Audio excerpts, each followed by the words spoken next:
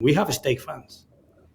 And that's something that, because we invest on the brand, we invest on the community, we try to give them back. That's something that other companies doesn't even try it, right? We don't even I don't talk about customers, I talk about fans.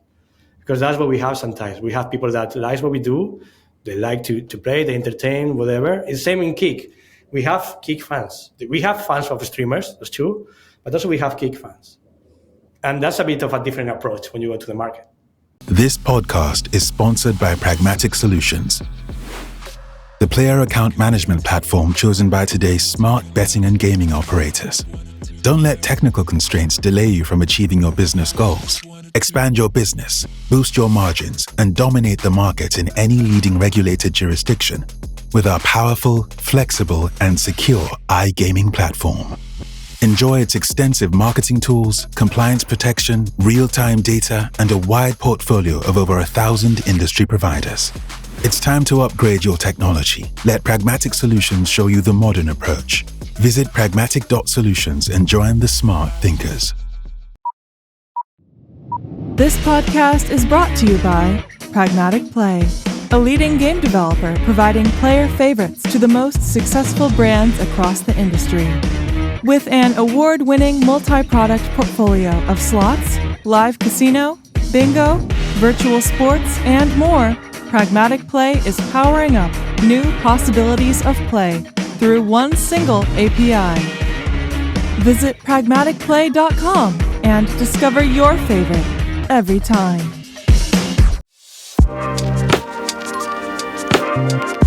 Bingo, bango, bongo. Welcome back to the podcast. Brais Pena Sanchez, Chief Strategy Officer of Stake.com. Great to have you with us here, Brais. How are you doing today? Really good. Thanks a lot. And you?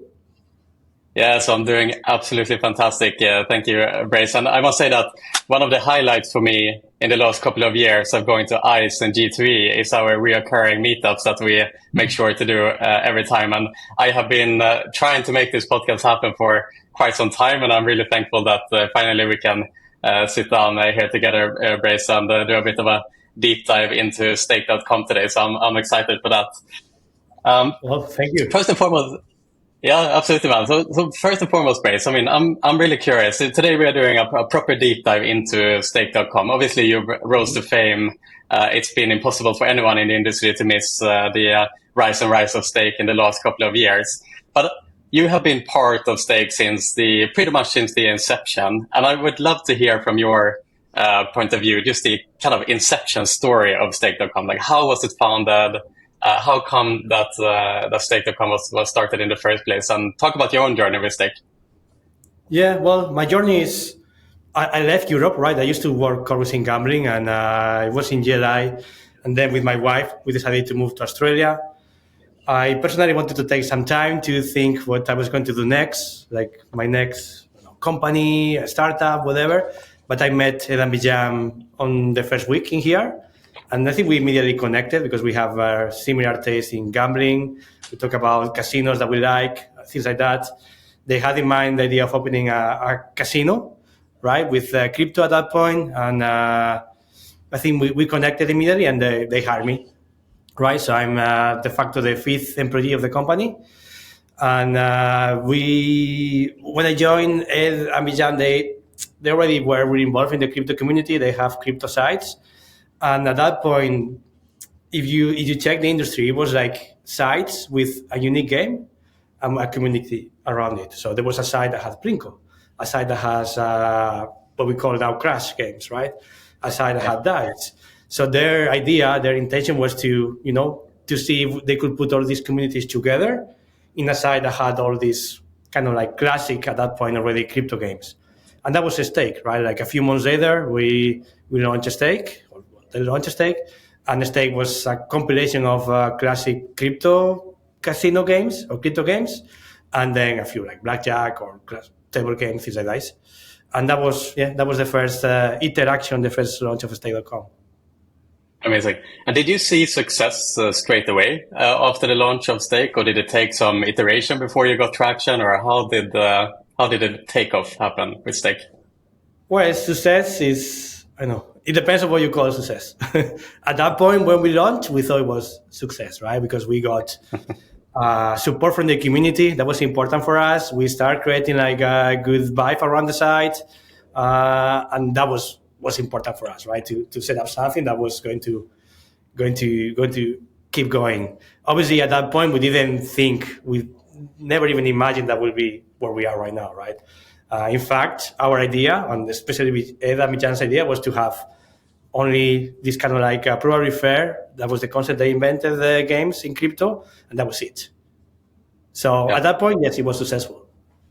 Yeah, and I would imagine as well, Brais, that especially at that time in the crypto world, around the 2017 mark, 2018 mark, with the amount of scams and untrustable kind of actors in the crypto world that is out there, trust itself must be a really important thing for a crypto casino, especially at that time. And I heard a couple of stories of, I think it was SoftSwiss, actually your platform provider, who told me that there were a couple of cases where Bitcoin was stolen basically from your like hot wallet and stuff, and you were recommended to kind of like stop withdrawals and stuff like that, but you refused to stop withdrawals because the trust to the players and so on and so forth. Like, was that part of the strategy in the beginning? Like, were you really conscious about the importance of building trust, especially with that segment of the player database?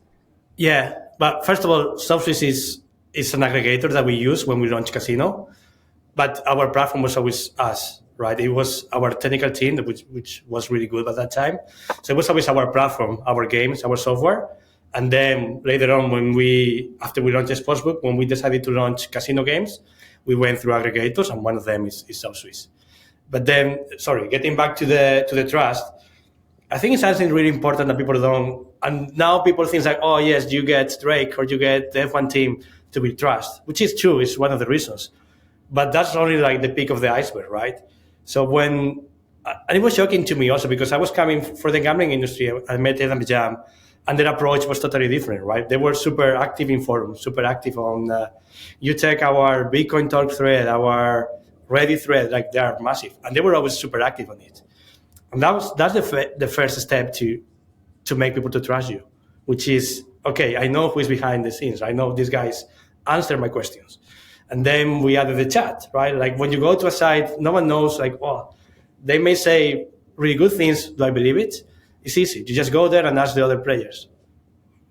And if that was a scam, that was bad, Pace will tell you about it. And then the bet feed, that was important. The user count. When you go to a site, like, oh, no one is using it, or you don't have to, you maybe don't believe it. But when you see like, oh, 1,000 players are online right now, like you can like trust it more. And there's like a lot of like steps. The probably fair games was a concept that they introduced in crypto at that point. That was the idea with that was to win trust of users because they didn't necessarily trust like as well games from the casino.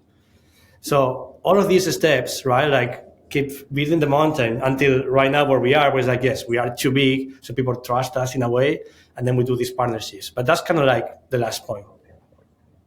All right, fair enough. And what, in your opinion, Brais, have been the other reasons for Stake's success? Trust amongst the players being one of them, of course. What other factors led to the success that you have enjoyed in the last few years? Well, I guess there is a lot of a combination of a lot of things, right? Like luck, could be good momentum, good timing, having access to funding, a lot of the classic things. But I had a conversation like a few months ago with someone that you also know, with Roy, and he asked me the same question, and I explained something that I thought that day, and he told me, I really like that story. And because that week I was telling my daughter, when she comes with the classic things, she's 5 now, right? But she started doing like, oh, I can't do that, or that's impossible to do. And that reminds me of the approach that we had, right? Like when we come up with something that is not necessarily industry standard, right? Because most of the companies wasn't in the industry, most of the people in the company, sorry. So we come up with something, and some of us may say like, well, that's not possible.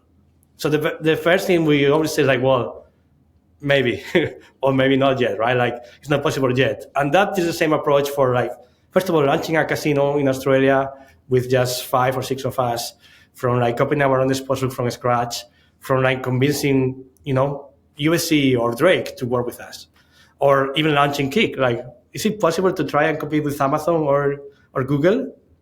Well, probably it's not. But or not yet. That's the approach, or like nothing is impossible, let's try it. And yes, we failed in a lot of things, but kind of like the culture of you can f up, you can fuck up, and that's okay. Like let's fix it and build on it. That's kind of like the two things that I like to tell everyone in the company too.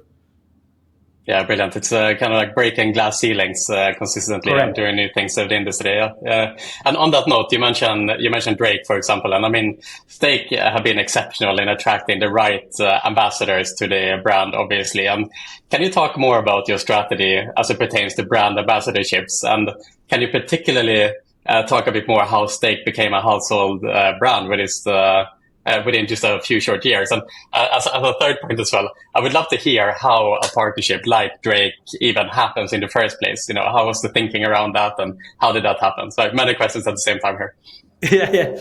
So, well, I mean, you start with something small that works, then you go a bit bigger, then you go to the next one, right? For us, it's important that the partnership is authentic, right? That person represents the brand.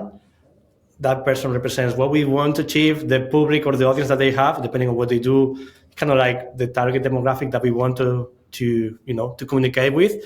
So that's the main thing. So we started with, I don't know, like a small table tennis competition. That was our first sponsorship during COVID, right? And that was like really good and cost effective. And then we went with Israel Adesanya in the UFC, which it was good because it was global English speaker from New Zealand that we knew like on a sport like UFC. And that becomes like, okay, what's next? How can we deliver our message, our brand? How can we get more impacts through these ambassadors or sponsorships?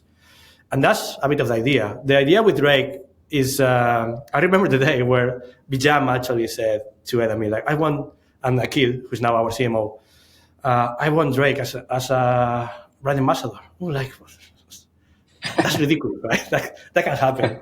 But that's the same approach as I told you before. He was like, well, let's try it.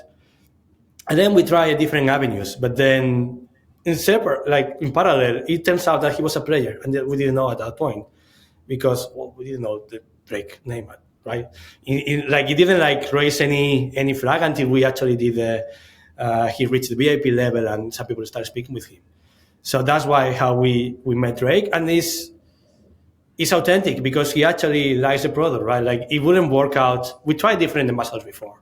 A few of them didn't work out. And that's because another companies did the same with other stars. But if they don't like your product, it's impossible. And if you think about any other product like clothing or, I don't know, drinks, whatever, if they don't really like it, if they don't really enjoy it, if it doesn't really show in displaying your brand, it's not going to work out.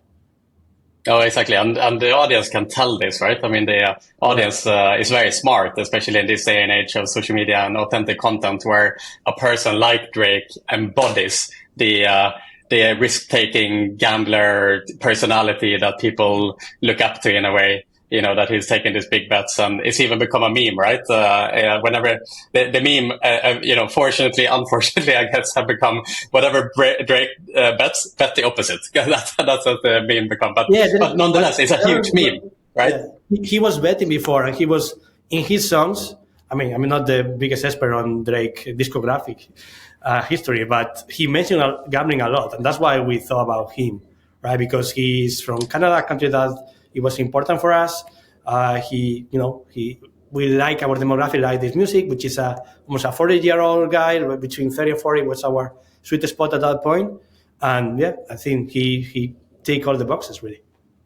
Yeah, exactly. And I think, to kind of close off the point, there are so many brand ambassadorships in the industry where the personality might be a A-list celebrity and very well respected globally, but it doesn't connect with the brand, right? And that's when you don't really get that effect that you want to the brand where, you see the ambassador and it converts into actual new players and whatnot, whereas someone like Drake will kind of rub off on his personal brand and increase the level of the Stake brand, but this is, in my opinion, that partnership is like a once in a generation match between two really popular brands that are increasing each other's brand perception. I mean, it really is hard to find another brand ambassadorships that is more successful than the Stake Drake partnership. That really, it felt like that brand really elevated both Stake and Drake at the same time to some extent. Well, Thank you. Like, we have a really good marketing team and a good sponsorship team, which is part of the marketing team, and they work really close with our partners. And yeah, for us, it's not, it's a one-to-one relationship where, yes, they help to elevate our brand. They help to put our brand out there and to get more eyeballs on it. But also, we cannot help them, right? In a way, especially we work with USC or with F1, where it's like, okay, now we try to make this a bit cooler now. Yeah, brilliant. And on that note as well, you have obviously been very consistent in your strong partnership with high-profile sport brands like the UFC and Formula One. Can you talk about how to maximize those type of partnerships with actual sport organizations rather than individuals? And I would imagine that working with these large entities like the UFC and Formula One, there must be a lot of complexities and restrictions, and especially as a gambling company, of course. How do you get around that? How do you maximize those partnerships? Well, I would say having a good team that we have that can work with them and they're dedicated to, do activations, do a lot of investigation of how we could do like digital posts, use their social media, especially because at the end of the day, most of their brand ambassadors, especially, how we activate them is through their social media. And then you have the soccer or football, you have the USC. So it's kind of like a day-to-day conversation with them. But yeah, I don't want to say everything that we do because I'm not the one doing it. We have a good team doing that once. But that's the key, right? Have people that understand the sports, understand our product, understand our company, understand the digital, space with them to understand their public. And that's how they can come with ideas with like, okay, what works for Drake? Maybe it doesn't work for Agüero, right? Or it doesn't work for Adesanya, or doesn't work for Alessa Grasso or whatever, right? So they need to understand the other person, the other company, the other team, in order to find what will work for us with them.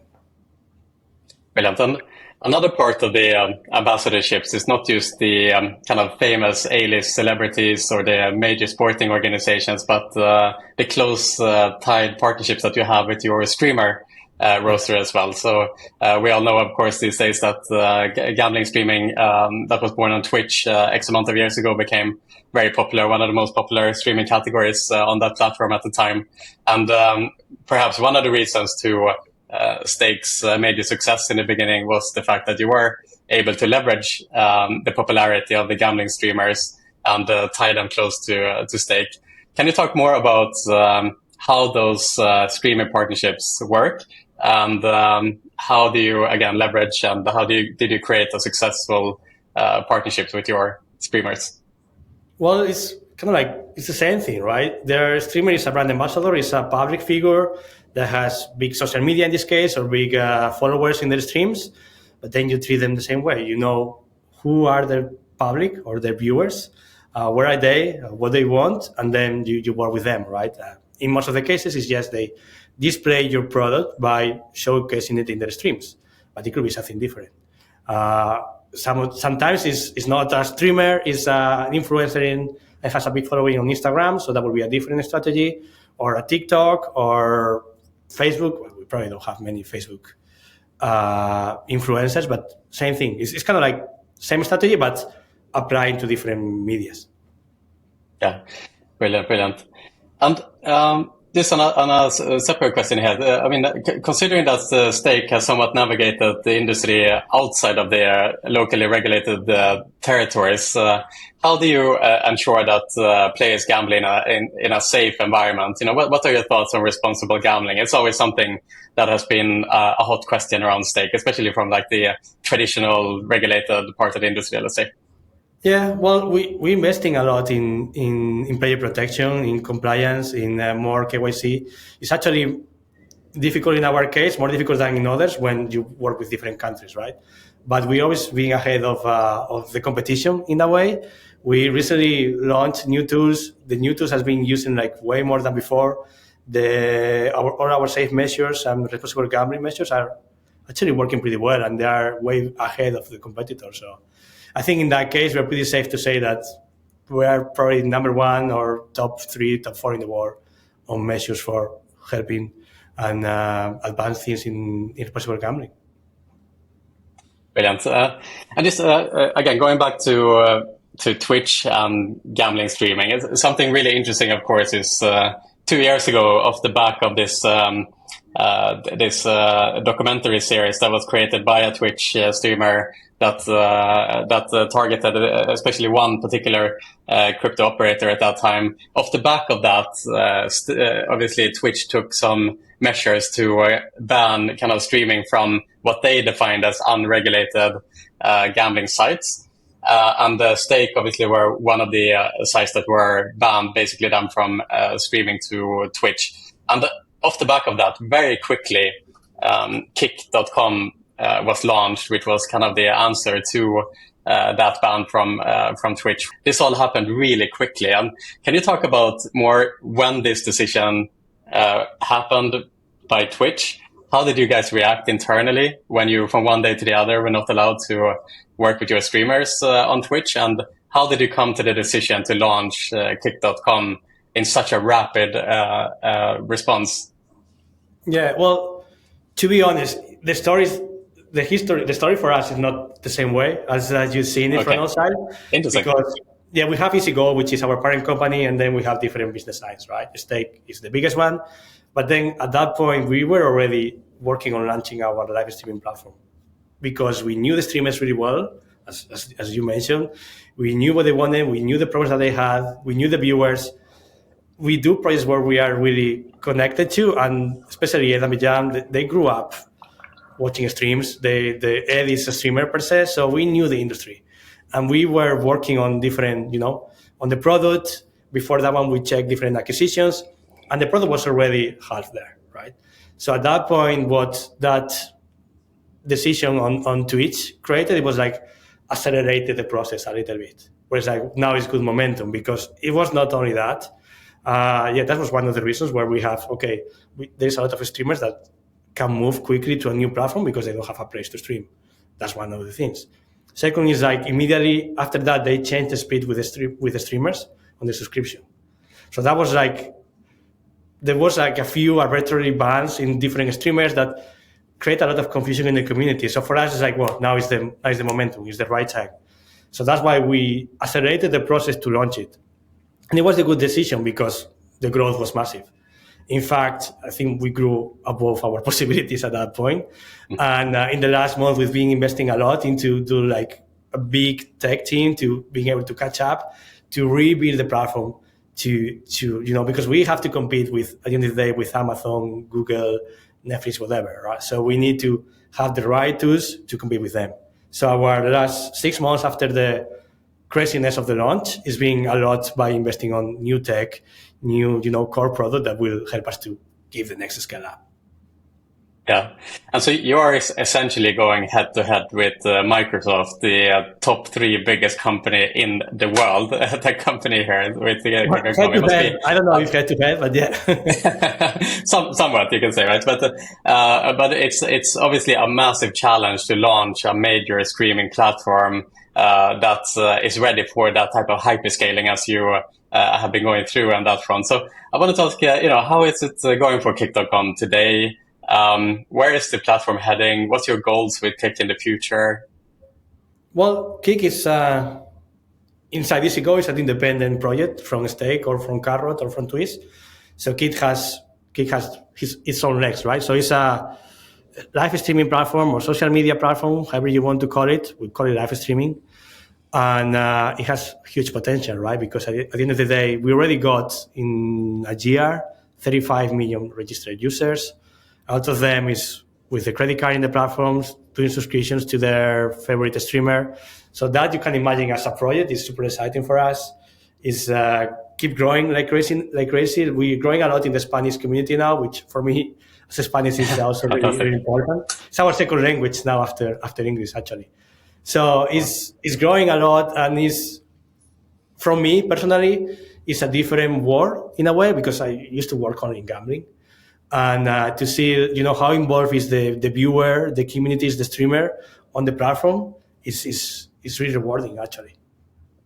Yeah, it's impressive to be able to build 2 such incredibly complex companies at the same time. And yeah, so you mentioned Easygo, and as far as I understand, Easygo is the parent company that then holds Kick and Stake and other ventures within the group as well. Can you talk more about the projects within Easygo outside of Stake and Kick?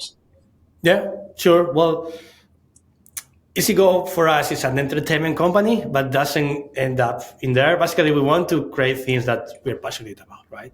So it could be fintech, it could be entertainment, it could be OTTs, live streaming, it could be video games, it could be lifestyle and clothing. Like we have our own clothing lines, right, for Kick and Stake too, that are working pretty well. So it could be anything. Right now, we recently launched 2 game studios, slots in this case, that we have live on the Stake, but will go to the market soon. And the KPIs that they are showing are actually above some of the big slot providers in the world. So we are pretty excited about that project, right? One is based in Europe called Massive. The other one is in here in Melbourne called Twist. And then for those ones, we build an RGS. It's called we call it Carrot Gaming. We launch it to the market soon. And the idea of this RGS is to there's a big entry barrier in the gambling industry to being able to create your own studio. So you could have really good ideas of, I want to create this game or this game or this game. But the entry barrier is crazy. And there is not, in the video games, there is tools to help you to break those barriers, but not in gambling. So we creating this RGS that we could get people saying like, oh, I have this really good idea. I'm good at design, I'm good at front end, whatever. And then we could, fill the gaps for them. So that's the objective of Carrot, and obviously get integrated in all the casinos worldwide and distribute those games. Brilliant. And I mean, the company has obviously experienced hypergrowth since inception. And I mean, Brais, in our case, in Next, we are 40 employees, and we have grown from what we feel is like really fast, in the last couple of years, and we are struggling with kind of maintaining that growth and experience growth pains, like let alone you guys who have just become a worldwide company in a very short amount of time. So I just want to ask, have you guys experienced growth pains internally, keeping up with this hyper growth? How is the company structured? Like, how are you able to, continue to be, this lean and flexible and be able to take quick decisions, but at the same time, managing all these employees and like all these entities at the same time? Well, it's a challenge. I think a lot of, especially for somebody in my case, in the last 3 years, a lot of my job has been to create a structure to support the growth that we were having. Because it's true that we grew above our possibilities, right? And then it's like, well, because we were a small startup before, right? We were like 5 when I started, but then 10, 12, whatever.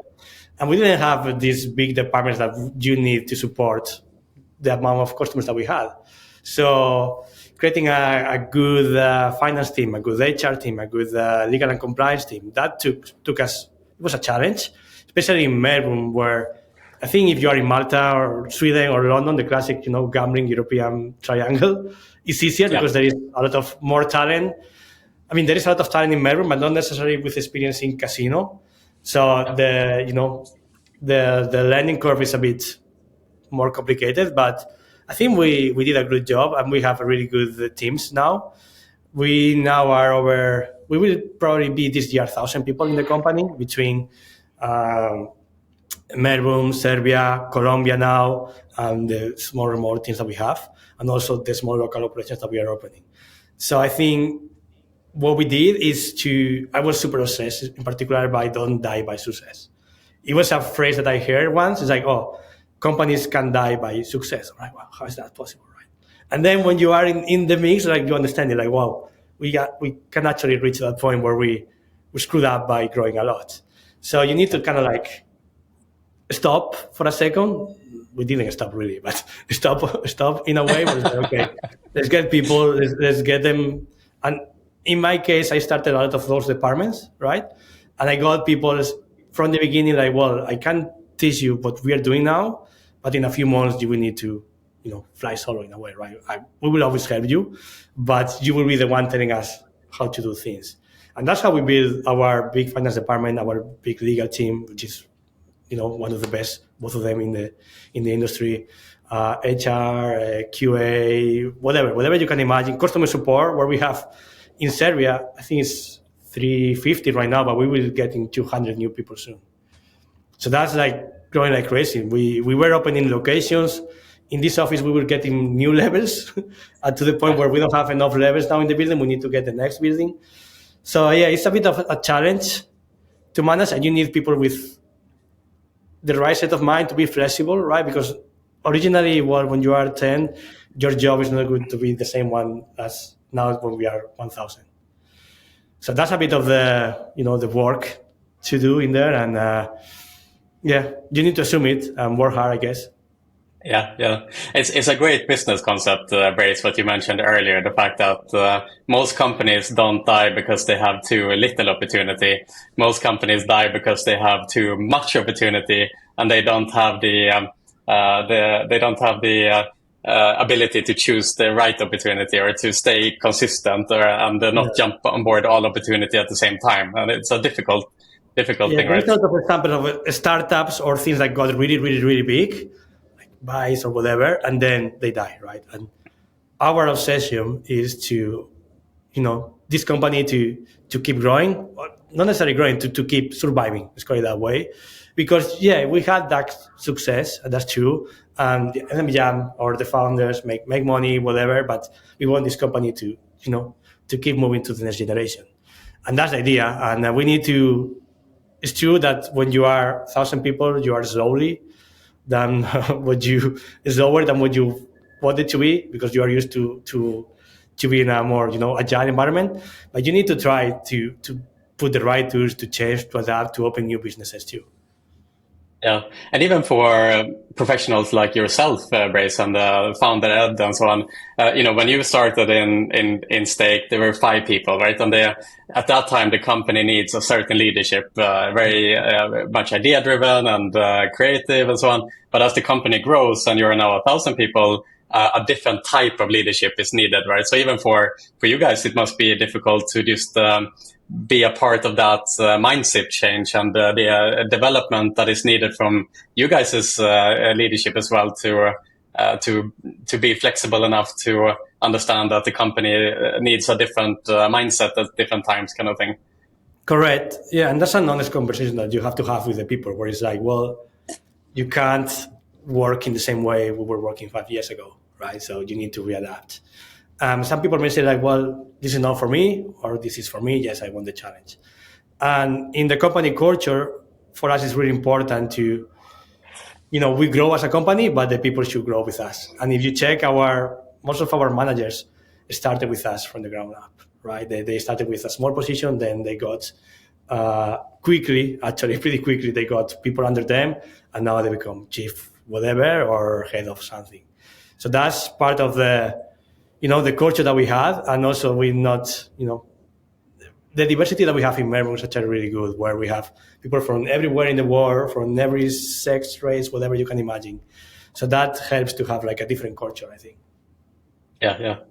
And I noticed a trend in Stake, and correct me if I'm wrong now, Brais, but obviously Stake is born out of the crypto casino world, let's say, and it's been operating in great territory since inception. But recently, you have acquired Betfair Colombia, for example, and with that comes a Colombian license. And it seems to me that Stake is now pivoting more towards the regulated environment. Is that the case? Is this a conscious pivot that you are currently undergoing at the moment? And what will that mean in the next coming years? Yeah, 100%. So first of all, I know people call us the crypto casino, or Stake is the biggest crypto casino site. For us, we are just a casino, or as iGaming, or however we want to call it, right? We're the entertainment company. Crypto, yes, we started with crypto. At this point today, we have more fiat transactions than crypto transactions. The volume, the value of the crypto is higher, but the number of transactions is actually bigger in fiat. So we are doing a big investment, right, to reach new places. And like gray markets, the reality is, we got that. We are good. We are doing a good job in there. We need to now go to places, or we want to go to places where we can't, right, with the current approach. So we need to get into the regulated markets that way. Yes, we got Colombia. That was a really good, exercise to do, where we got a local team. We now understand the local setup. That team grew up from 6 to 30 in 6 months, actually. Now we are about to get the Peruvian license, for example. And we also just acquired a company in Italy. So we have our Italian license now. And that's part of the strategy to reach to the places where we weren't before, or places, for example, like Brazil, where we are already decently big, and now we need to get into that regulation. So we're going to be ready for it, right? That's what we are working for, because we don't want to, like as a company, we want to serve as many customers as possible, and we want to reach them. And the way of reach specific places is by doing this. Yeah, right. So Brazilian license, it's something that you are looking to acquire as well? Yes, we put our name in the first list that they asked for, and we are working towards getting our license. Interesting. And so as you now look forward into the future, the prediction here then, in other words, is that we will see stake in more and more regulated territories as time goes by, basically. This is a big kind of initiative within the organization now, then I would imagine. Yeah, on the stake side, we want to grow into those markets. That's our bet, if you can call it that way. And we're working on it. Brilliant. And so recently now, there are a lot of younger crypto casinos that are kind of coming to market, inspired by Stake's success. Some of them based in Melbourne as well, others across the world.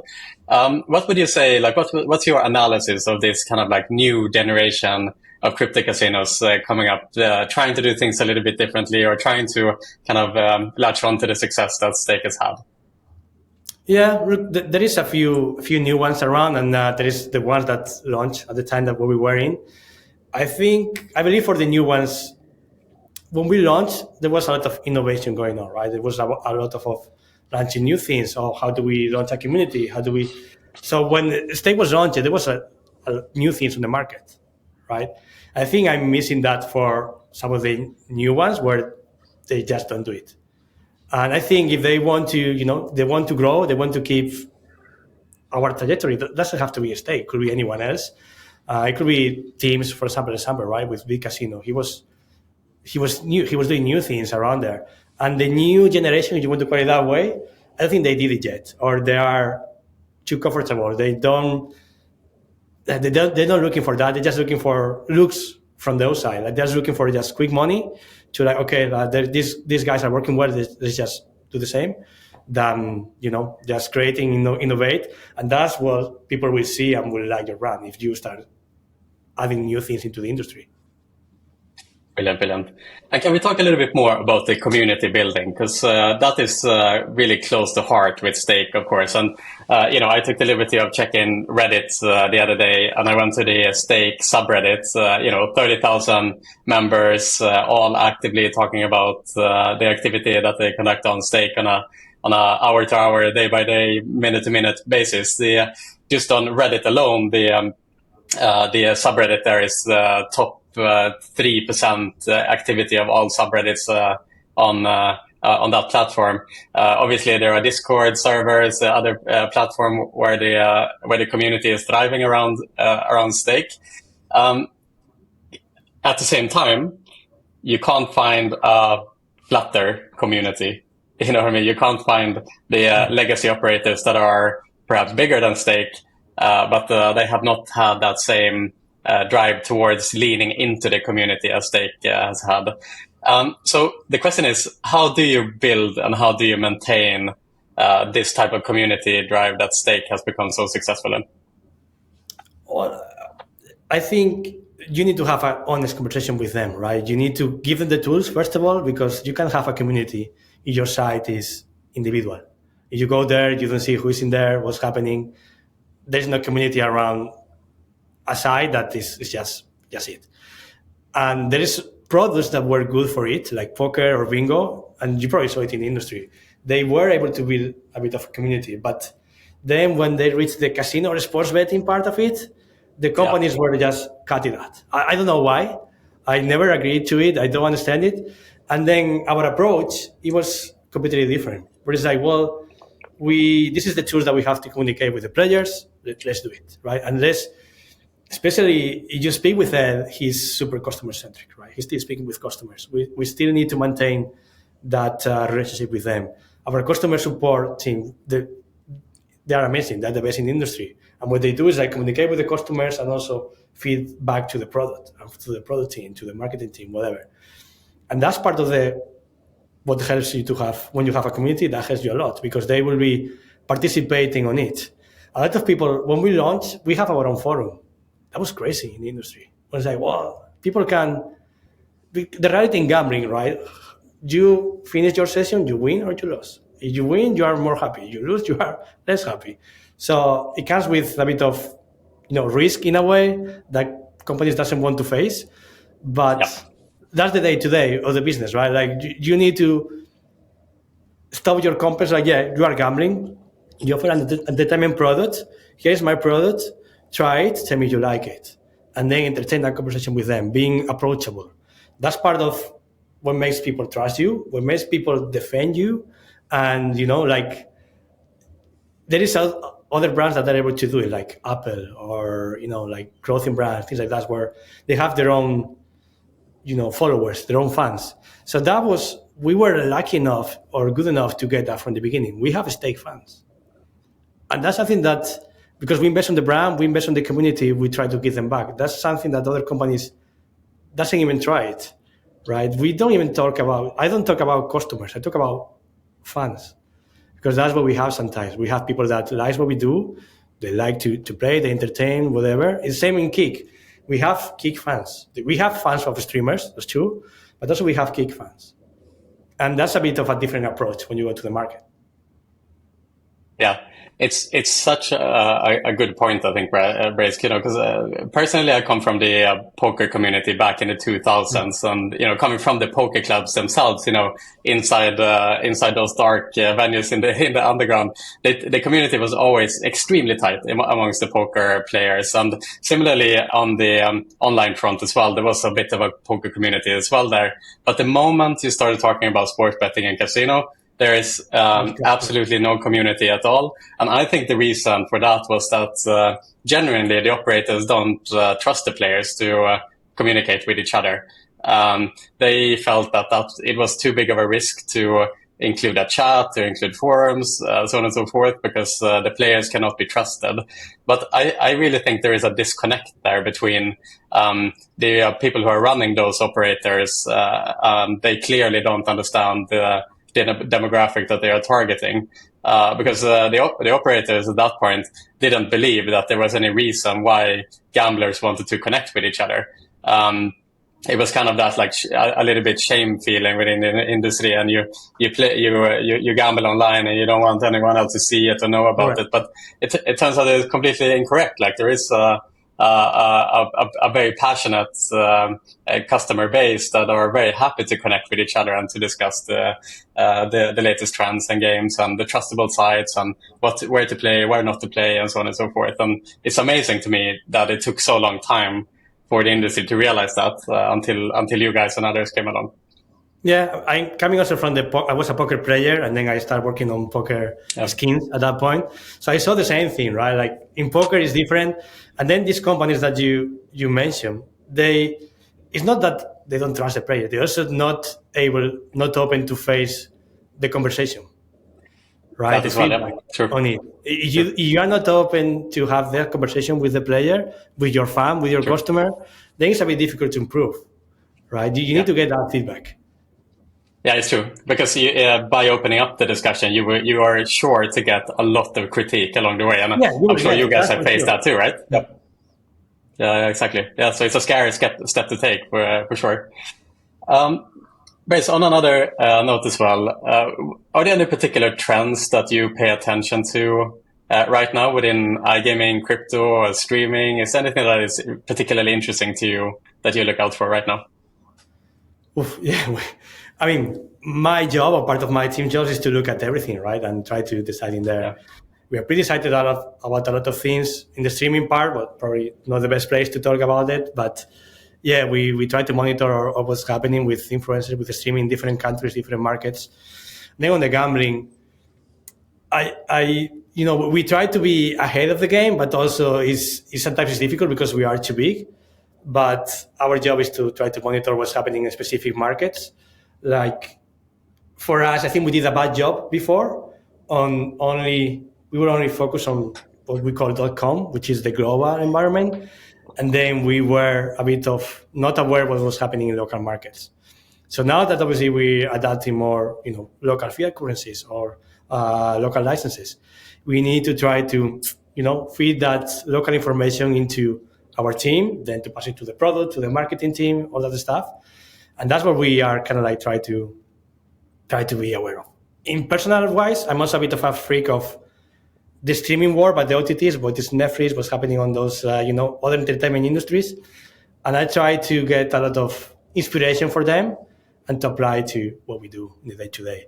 And I think as a company, we did that. If you see, for example, our tiles in the casino, the idea of them were coming from Netflix, actually, a little bit. Even when it's funny because, in our site, our original games, the games that we launched, that we started with, we call it Stake Originals. And that was a decision that we made when we thought about launching like regular slot casino games. Because it was like, okay, how do we call our games in comparison with the others? And then Netflix called it Netflix Originals. And then it was like, well, it's actually our original game, so let's call it Original Games.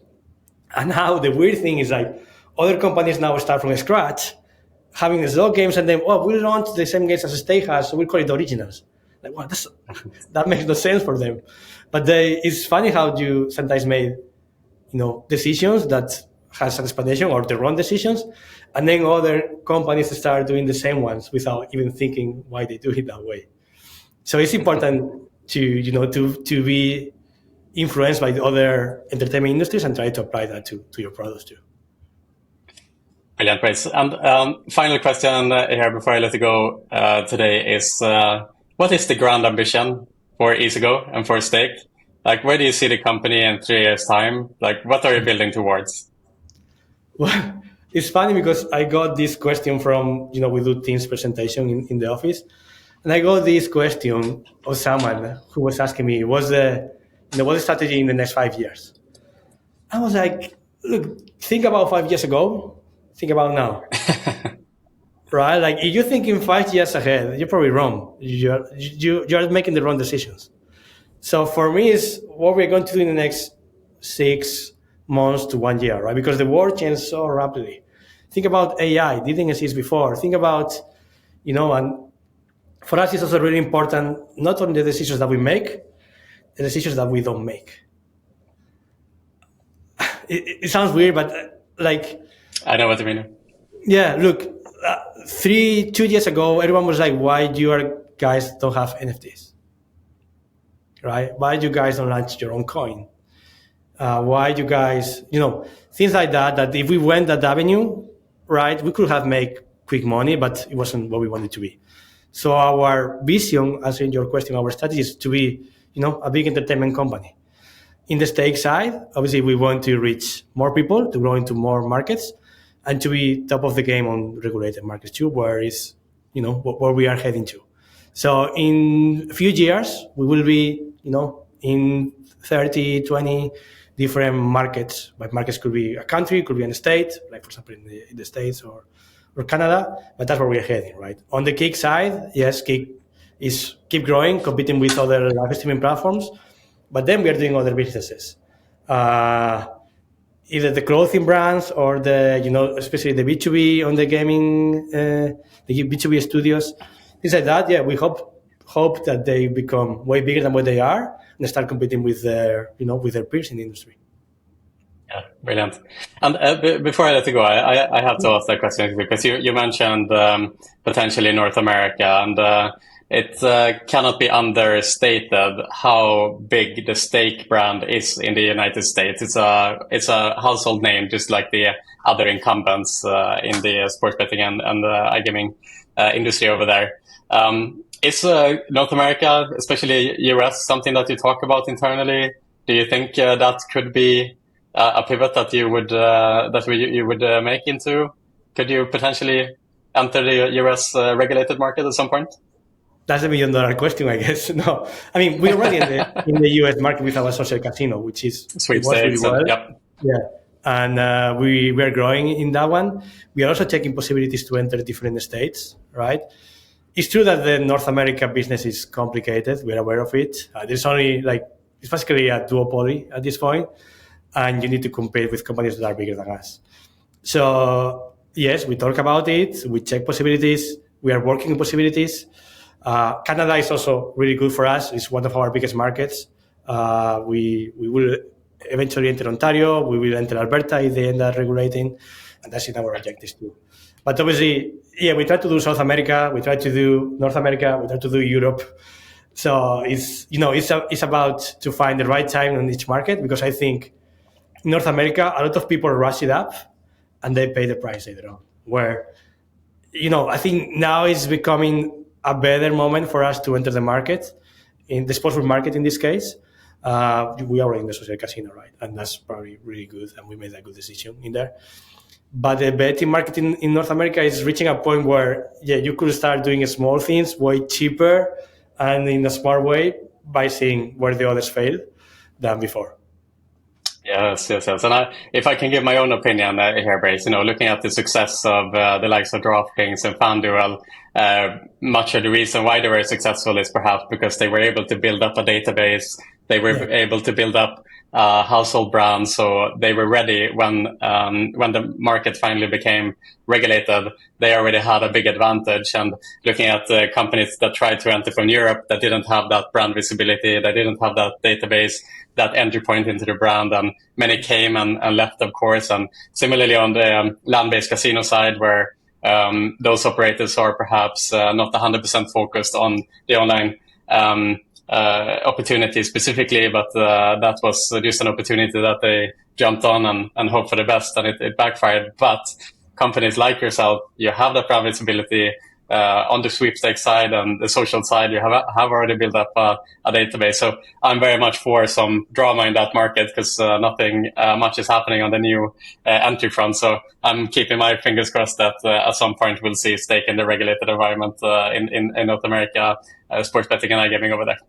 Well, thank you, first of all. But I think if we think that by launching a stake, we will already be up there, we are doing it wrong, right? Obviously, DraftKings and FanDuel, they did a great job because, yes, they were there before, but that didn't mean that they already had the database. They also knew how to make customers, how their customers think. People immediately thought about, I want to bet or I want to check sports things. I go to those sites. And then the companies that came from Europe, they were good in Europe, but you are not good in another country where it's different environment, different regulations, different way of doing marketing, different way of thinking. So if we enter the North American market in specific states, we need to make big homework. It's not like, I'm a stake, I'm good, whatever we do it. And we faced that like in Colombia for the summer, right? Okay, we are big worldwide. How do we apply what we do well in Colombia? How do we learn from the market and adapt to the market too? So it's like kind of like homework in two sides, right? How do you apply your special recipe worldwide, locally, and how do you adapt locally too? Very humble, the Chief Strategy Officer of Stake, Brais Pena Sanchez. It's absolutely fantastic to have had this conversation with you, Brais. Thank you so much for giving us your time here today, and I'm looking forward to our next meetup at the next big conference. Thank you, Brais. Thank you. Thanks, Pierre.